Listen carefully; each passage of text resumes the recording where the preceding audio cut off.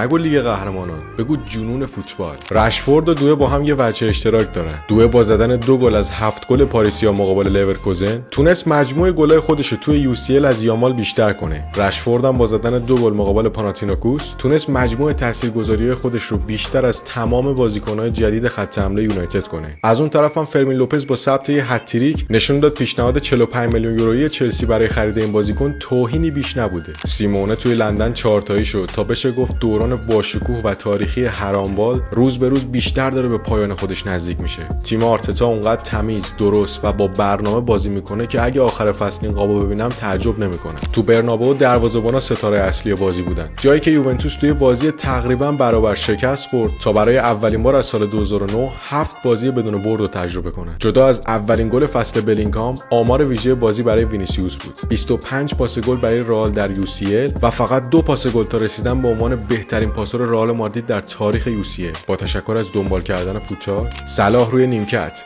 فیکس بودن اکتیکه و برگشتن فلوریان به آلمان همگی باعث شدن تا لیورپول کمی از بحران فاصله بگیره و اکتیکه با زدن 50مین گل کریرش نشون داد اگه لیورپول تو این تابستون یه خرید خوب کرده باشه اون هوگو اکتیکه بوده. اما خرید فصل بدون شک دوناروماه. اخراجی پاریس دلیل اصلی 9 بازی بدون باخت سیتی و رسیدن هالند به رکورد گلزنی توی 12 بازی متوالی رونالدوه. تو هفته‌ای که ایتالیایی‌ها کم فروغ بودن، اینتر جور سری رو کشید و از اون طرف ناپولی آبروی لیگو برد. کنته 1000 بار هم لیگ ببره، مربی خوبی تو رقابت‌های حذفی نخواهد بود. همینا باعث شد که پرگل‌ترین هفته تاریخ لیگ قهرمانان رو ببینیم. 71 گل تو 2 شب.